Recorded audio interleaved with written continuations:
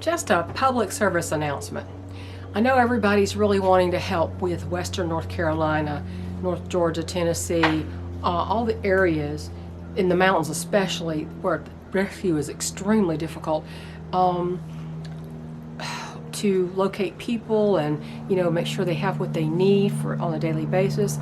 But I just want to warn you about something. A lot of groups are popping up on Facebook, a lot of individuals asking for donations to take to the survivors of Hurricane Helene. And there's even people asking for quilts and blankets and everything. Well, the truth about some of this on Facebook is there are a lot of scammers on Facebook. The last thing you want to do is send a bunch of quilts that took you forever to make to some scammer that's only going to turn around and sell them for profit. You want your donations to get to where they're going. And survivors need different things at different times. In the beginning, they just need to survive. They just need to be pulled out of the rubble and have clothing and water and food. And everything else will come later, because these people don't even have a place to put a lot of the donations. And that's talking about the individual survivors as well as people who are trying to get these supplies together and distribute them. Okay, so the people who are asking for donations that are legit, and it's hard to determine if you don't know these people. You don't know if they're legit or they're just basically stealing from you. So, and people take advantage of a crisis. The government does, and scammers do. They take advantage of people's generosity and willingness to give. So the people who know best what these people need at which time, because they need different things at different times, and they have nowhere to store these things that people give them. A lot of these people have nowhere at the moment. So honestly, the best way to give is actually truly cash. Now, you can obviously sell things in order to get the money together and then donate that money to a ministry or a rescue organization. And at first I thought, well, I was trying to find a place to give quilts, and then I started thinking, and people were saying, well, be very, very careful the way you give things in this kind of situation.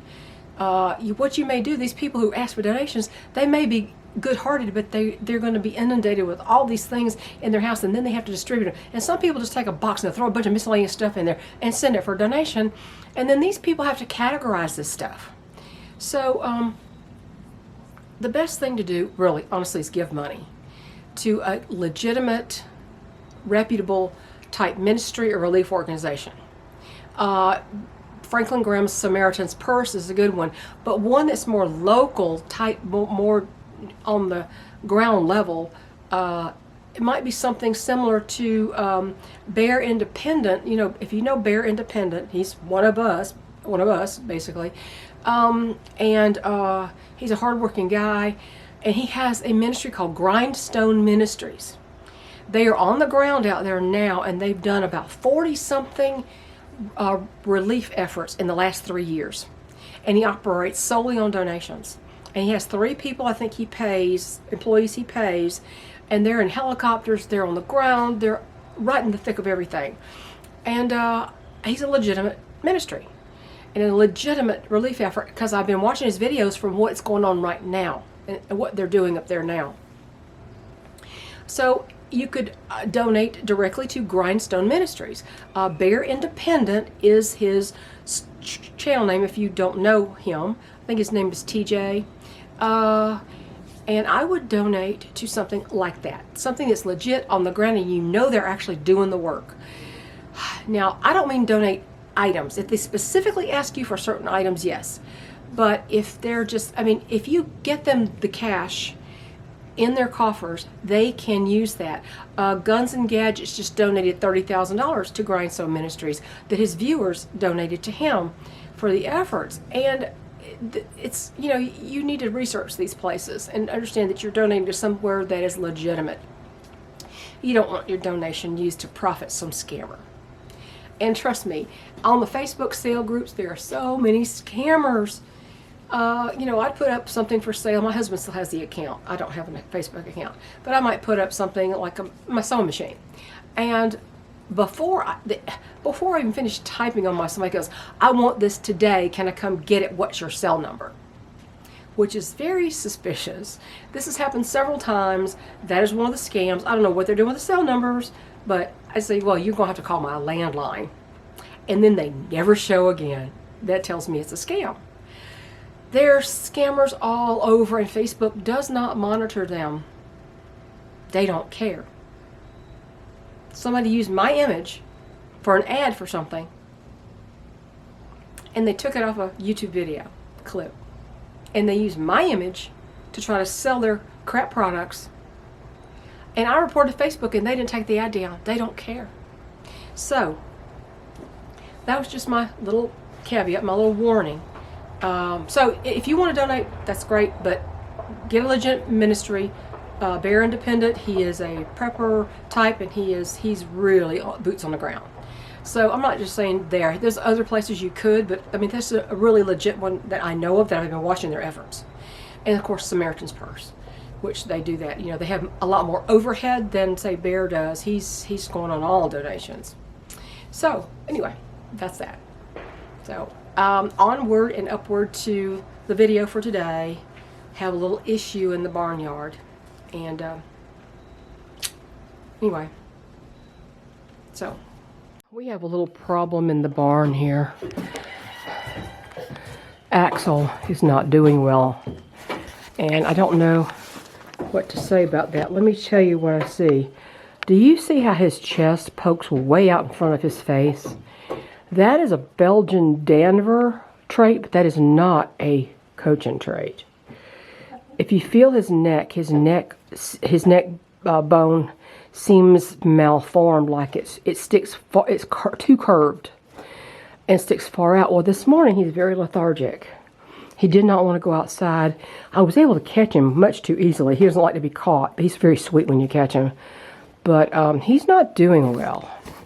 And I honestly don't know what is wrong with him, except he's got a skeletal deformity. I know that. I noticed it a few weeks ago. It became obvious that his conformation was not like his father and uncles and any of the band I'm coaching roosters. And he's under that heat lamp right now. He's not doing well, so I'm probably going to lose Axel. It's not that I need this rooster, but he's a sweet little guy. After all the trouble he caused in the beginning, he's a sweet little guy. He never caused me any trouble, and he never attacks anybody, any humans. But, he and his brother had this thing. He's Bodie's son. I can tell by the comb. No question. But I don't know. I don't know. The skeletal deformity may be causing him to not be able to process his food well, or I don't even know. Or he might have gotten hurt by one of the roosters because his neck is not right. It's like when you have a deformity sometimes and you get an injury around that area, it pretty much does you in with these chickens. So there's something internal going on with him. This is not Axel. Everybody's out there free ranging, and he's sticking in the barn. So I caught him and put him under a heat lamp and gave him some food up there. That's Cricket in the nest box underneath him. Cricket and Dove are both broody, as if I need that.